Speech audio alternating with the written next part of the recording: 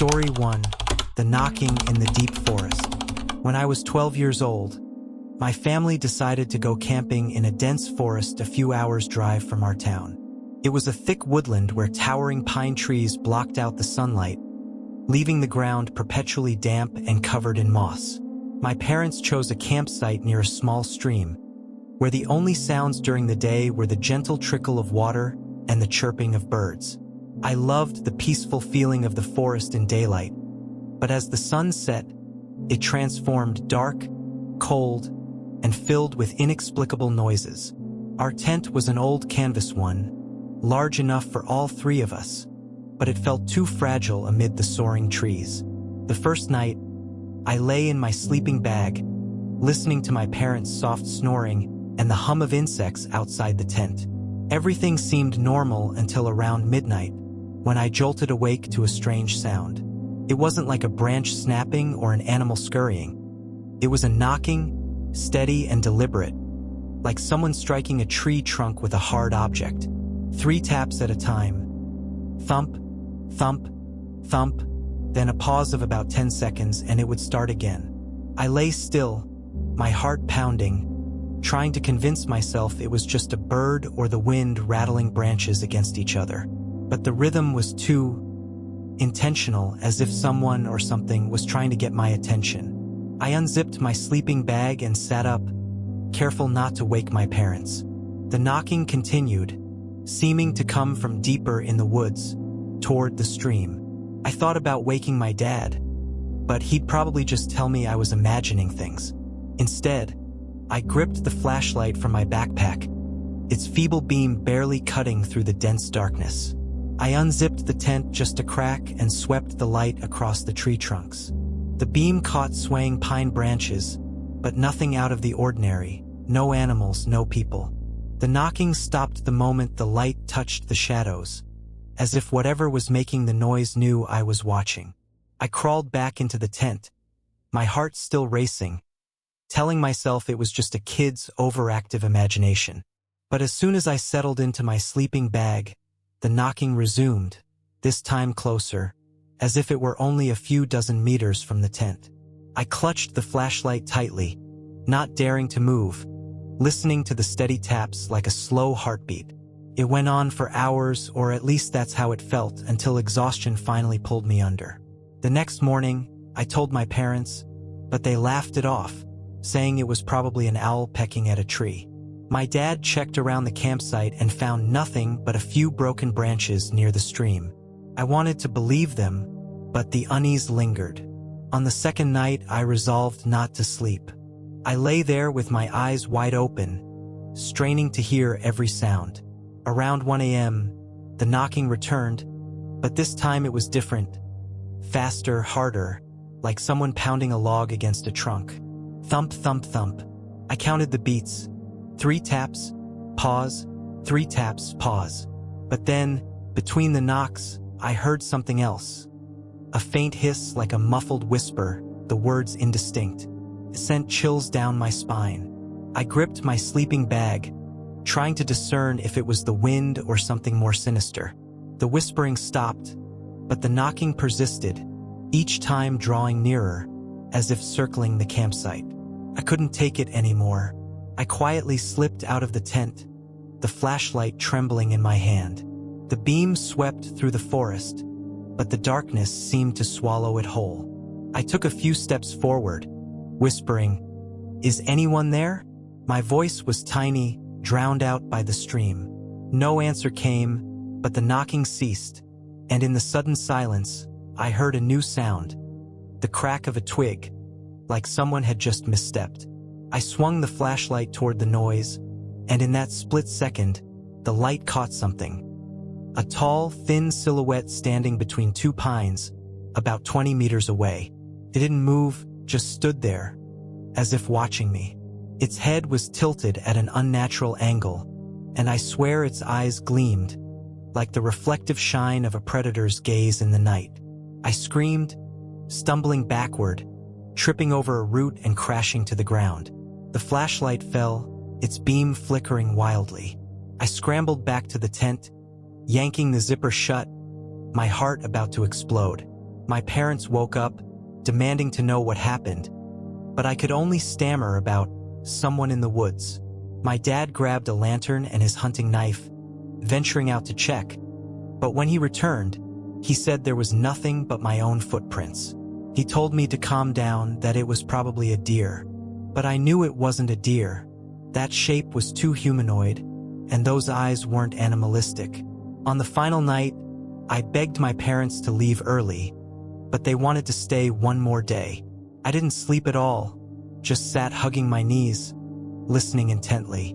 The knocking didn't return, but instead, I heard a soft scratching on the tent fabric, like fingernails scraping the surface.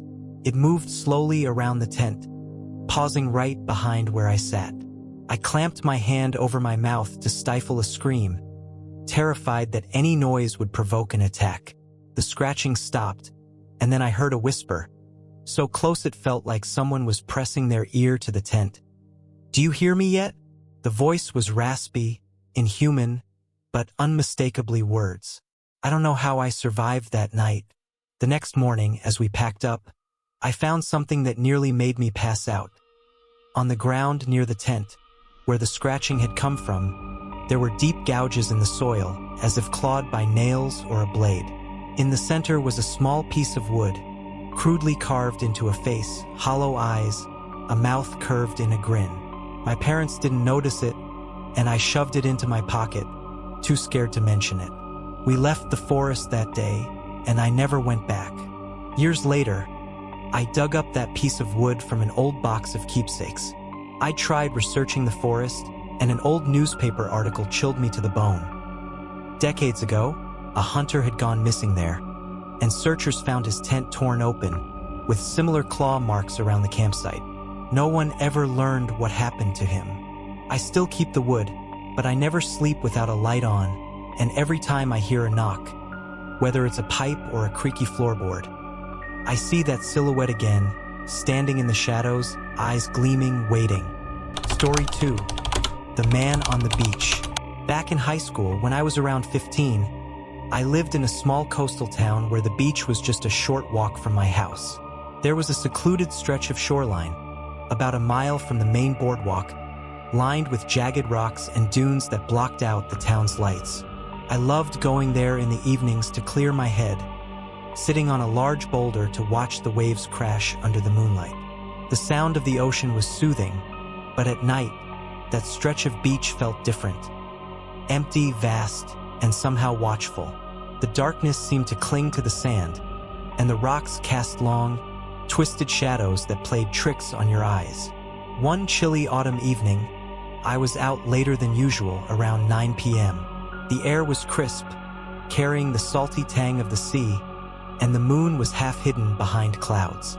I was perched on my usual boulder, sketching in a notebook, when I noticed a figure standing far down the beach, near the water's edge. He was tall, dressed in a dark coat that blended into the night, and he stood unnaturally still, facing my direction. I figured he was just another late-night wanderer, maybe a fisherman or someone lost in thought.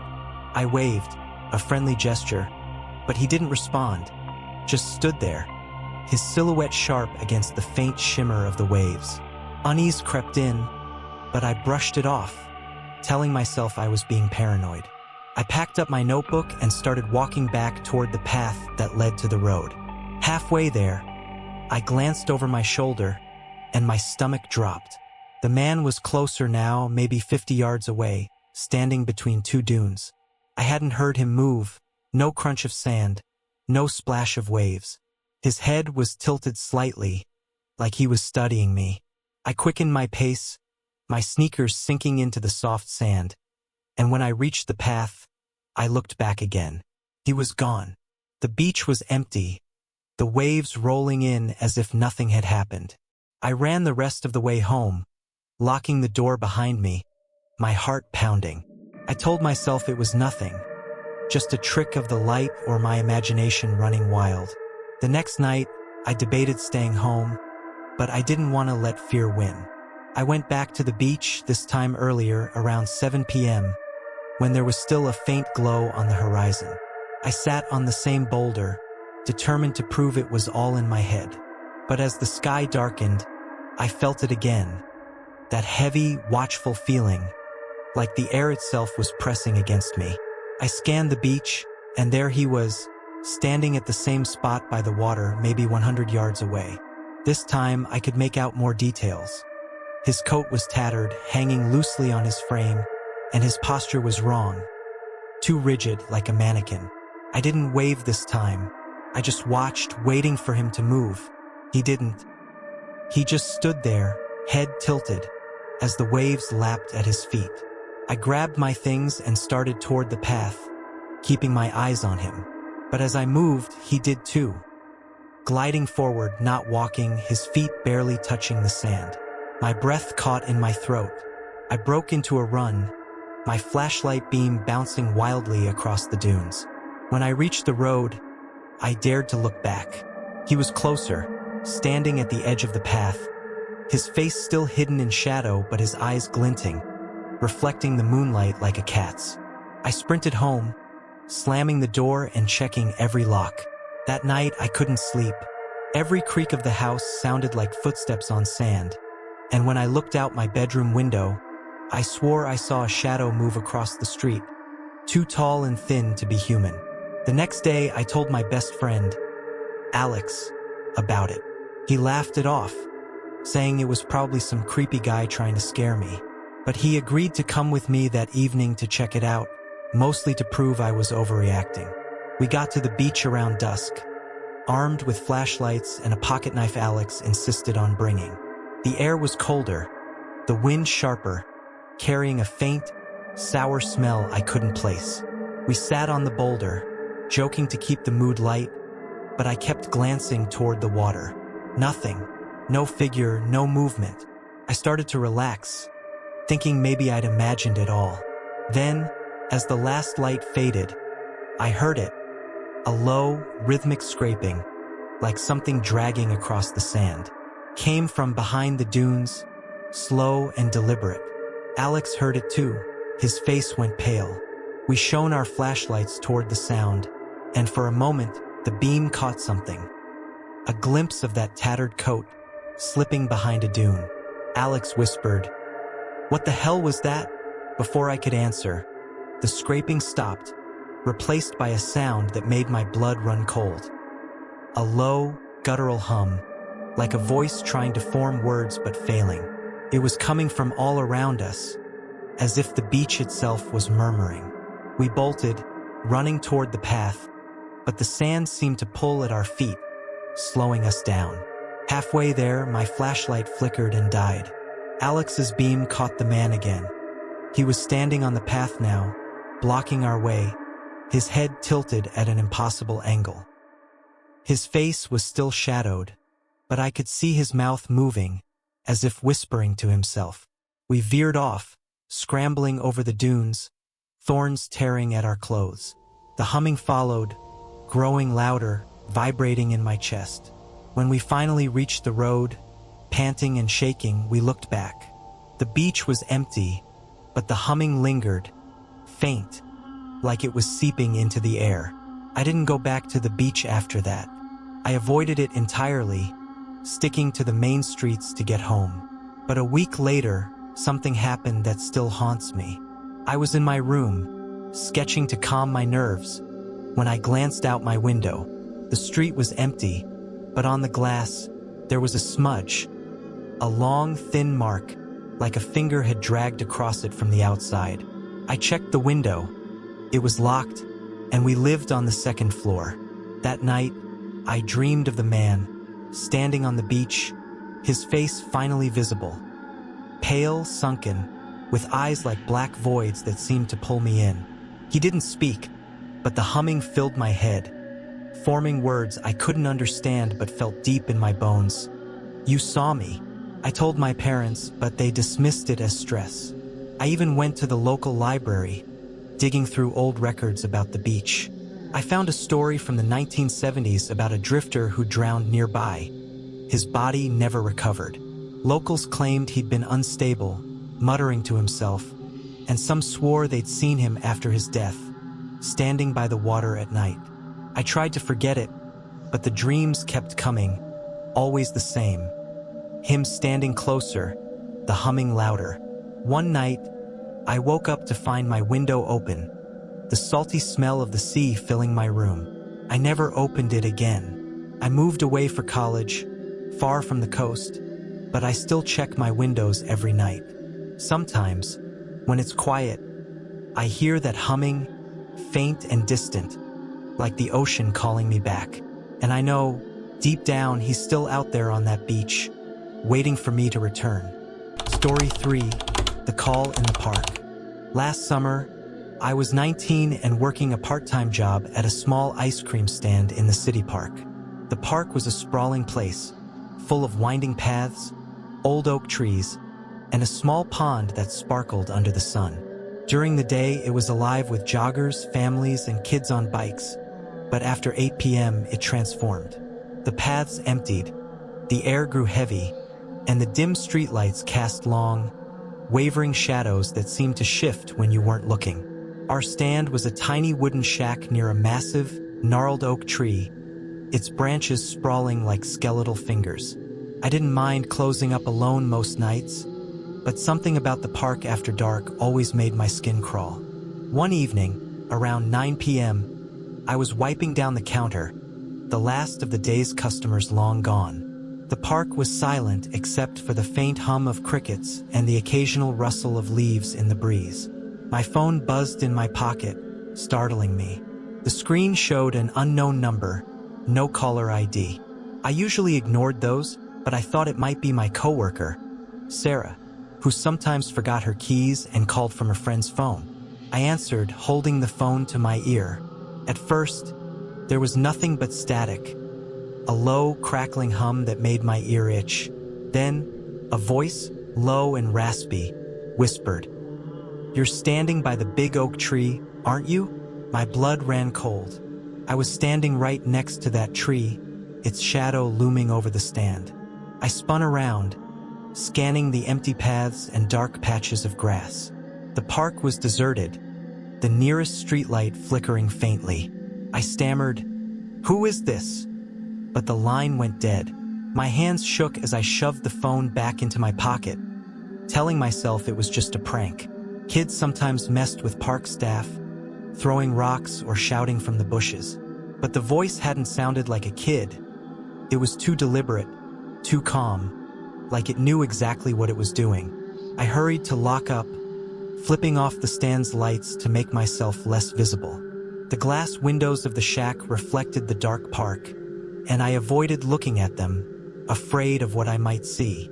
As I fumbled with the padlock, my phone buzzed again. Same number. I froze, my thumb hovering over the screen. Against my better judgment, I answered. The static returned, louder this time, like a swarm of insects buzzing in my ear. Then the voice again, closer, as if pressed against the receiver. "I can see you locking the door." My heart stopped. I dropped the keys, my eyes darting to the windows. Nothing but darkness and the faint outline of trees. I whispered, "This isn't funny," and hung up, my hands trembling so badly I could barely pick up the keys. I grabbed my backpack and sprinted toward the main path, the one that led to the park's entrance. The air felt thick, like it was pushing against me, and the rustling of leaves sounded too rhythmic, like footsteps trailing just out of sight. Halfway down the path, my phone buzzed again. I didn't answer, but a text came through from the same number.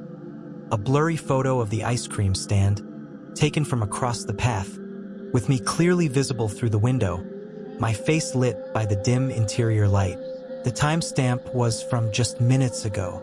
I choked back a scream, shoving the phone into my pocket, and ran faster, the oak tree's shadow stretching across the path like it was reaching for me. When I reached the entrance, I called my manager, Lisa, my voice shaking as I explained the calls and the photo. She told me to stay put and called the police. While I waited, I hid behind a bench, scanning the park for any movement. The streetlights buzzed, their light barely piercing the darkness. I kept hearing faint sounds, twigs snapping, leaves crunching, but nothing appeared. The police arrived 20 minutes later, two officers with flashlights who searched the area around the stand. They found nothing, no footprints, no signs of anyone. They said it was probably a prank, maybe someone with a burner phone, but they'd keep an eye out. They escorted me to my car, and I drove home, checking my rearview mirror the whole way, convinced I'd see someone following. That night, I couldn't sleep. Every creak of the house sounded like that voice whispering through the phone. I kept the lights on, my phone face down so I wouldn't see it light up. The next day, I told Lisa I couldn't work night shifts anymore. She was understanding, but I could tell she thought I was overreacting. I tried to move on, but a week later, something happened that made it impossible. I was walking home from a friend's house, cutting through a different part of the park in broad daylight. My phone buzzed with a text from an unknown number. It was another photo, this time of me walking past the pond, taken from behind a tree. The message read, "You shouldn't be here." I dropped my phone, my legs nearly giving out. I ran home, locked every door, and called the police again. They traced the number, but it was a dead end, a prepaid SIM with no owner. The calls stopped after that, but the fear didn't. I started noticing things. Shadows moving at the edge of my vision. Faint scratches on my bedroom window that weren't there before. One night, I woke up to the sound of my phone buzzing, even though it was powered off. I didn't dare check it. I started researching the park, desperate for answers. An old forum post mentioned a groundskeeper who'd worked there in the 90s. A quiet man who'd been fired after complaints about him watching people too closely. He disappeared after that, and some claimed he still lingered in the park, hiding in the shadows. The post included a grainy photo of him. His face was blurry, but his eyes stood out, sharp and unblinking, like they could see through you. The dreams started soon after. In them, I'm back at the stand, alone, the park swallowed by darkness. The oak tree's branches twist into shapes that shouldn't be possible, and I hear that voice, whispering my name through the phone, even though I'm not holding one.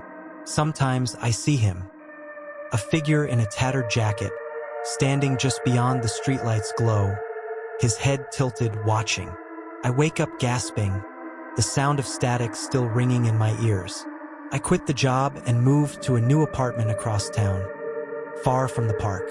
But one night, as I was unpacking, I found something in my backpack that I hadn't put there. A small, crumpled note, written in smudged ink. It said, "I'm still watching. I don't go near parks anymore. I avoid any place with too many trees or shadows. But sometimes, when it's quiet, I hear that static hum, like a phone line left open, and I feel those eyes on me, waiting for me to step back into the dark. I've changed my number twice, but every now and then, an unknown call comes through, and I let it ring, terrified of what I might hear if I answer." Story 4. The Truck in the Ghost Town. 2 years ago, when I was 20, my friend Jake and I decided to explore an abandoned mining town a couple of hours from our city. We were both into photography and loved capturing the eerie beauty of forgotten places. Crumbling buildings, rusted machinery, and streets reclaimed by weeds. The town, called Iron Hollow, was a relic of the early 1900s, deserted after the mines dried up. It was just rows of decaying houses, a collapsed church, and an old warehouse, all swallowed by dust and silence. We'd heard rumors about it being haunted, but we laughed them off, thinking it was just local folklore to keep kids away. We arrived at dusk, the sky bruised with purple and orange, casting long shadows across the cracked pavement. We parked Jake's beat-up sedan near the town's edge and started wandering, cameras in hand. The air was thick with the smell of rust and dry earth, and the only sound was the crunch of gravel under our boots. As we snapped photos of a boarded-up general store, I noticed a rusted pickup truck parked at the far end of the main street, half hidden behind a sagging warehouse. Its paint was chipped, the windows dark, but the engine was idling, a low rumble cutting through the stillness. I pointed it out to Jake, assuming another explorer had beaten us there. Probably some other weirdo like us, he said, shrugging. We kept shooting, moving toward the warehouse, but I couldn't shake the feeling that the truck was wrong. It hadn't been there when we first drove in, and the town was so remote, it seemed odd for anyone else to be here. As we passed closer, the driver's window rolled down, revealing a man in a worn flannel shirt. His face was shadowed by a baseball cap, but his eyes caught the fading light, sharp and unblinking. "You know the way to Route 17?" he asked, his voice flat, almost mechanical. I hesitated. Route 17 was miles away, and his question felt rehearsed, like he wasn't really lost. I gave vague directions, pointing back toward the highway, but his gaze lingered, like he was memorizing my face. Jake nudged me, and we hurried away, pretending to focus on our cameras. When we glanced back, the truck was still there, engine still running, but the man was gone. The cab looked empty, the window still down. "That's weird," Jake muttered, his voice tight. We decided to keep moving, heading toward an old house with a caved-in roof. But as we framed our shots, I heard it. A faint creak, like footsteps on loose boards, coming from inside the house. I froze, gripping my camera. Jake heard it too, his eyes wide. "Probably just the wind," he whispered, but neither of us believed it. The creaking stopped, replaced by a low, guttural hum, like an engine idling but off, like it was coming from the air itself. We backed away, heading toward the car, but the truck was there again, now parked closer, blocking the narrow street back to our sedan. The engine was off, the cab empty, but the hairs on my neck stood up. "How did it move?" I whispered. Jake didn't answer, just grabbed my arm and pulled me toward a side alley. As we ran, the hum grew louder, vibrating in my chest, and I swear I heard a voice woven into it, too low to make out words but heavy with intent. We ducked behind a crumbling wall, catching our breath, and peered out. The truck was still there, but now the driver's door was open, swaying slightly, like someone had just stepped out. My heart pounded as I scanned the shadows. Then I saw him, the man, standing at the edge of the warehouse, his cap pulled low, his silhouette unnaturally still. He wasn't moving, but his head was tilted, like he was listening for us. Jake whispered, "We need to get to the car." We crept through the alley, avoiding loose debris, but every step felt too loud, like the town itself was amplifying our presence. The hum followed, growing into a rhythmic pulse, and I started noticing things.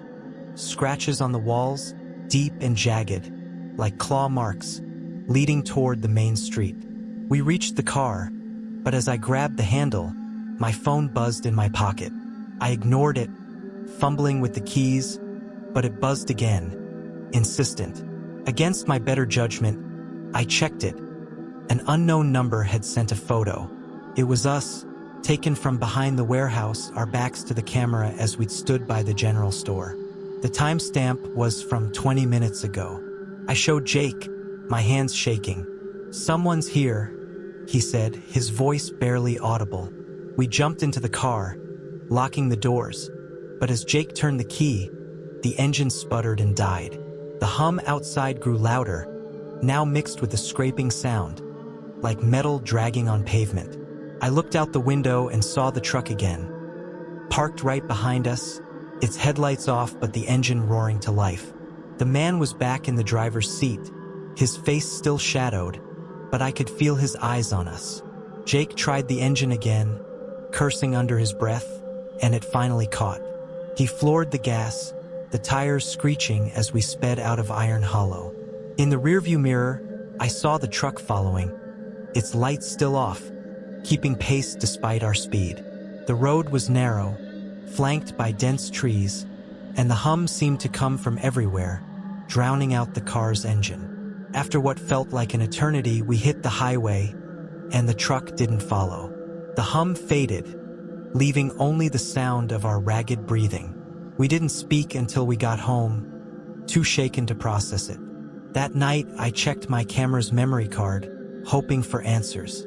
Most of the photos were normal, crumbling buildings, rusted signs, but one made my stomach drop. It showed the warehouse, but in the corner, barely visible, was a figure. Tall in a flannel shirt, standing in a doorway that hadn't been there when we took the shot. His face was a blur, but his eyes were clear, glinting like they were lit from within. I called the police the next day, but when they checked Iron Hollow, they found no truck, no signs of anyone.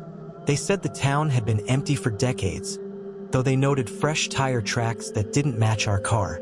I dug into the town's history and found an old article about a miner who'd lived there in the 60s. He'd been a recluse, suspected of sabotaging equipment after the mines closed.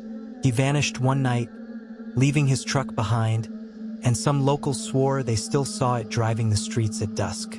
I haven't gone back to Iron Hollow. Jake sold his camera and we don't talk about that night. But sometimes, when I'm driving alone, I hear that hum, low and pulsing, like an engine in the distance. Last month, I found a photo slipped under my apartment door. A grainy shot of me and Jake in Iron Hollow, taken from above, as if someone had been watching from the warehouse roof. On the back, in smudged ink, was written, "Come back." I check my locks every night now, and every time I see a pickup truck, I feel those eyes, waiting for me to return to that empty town.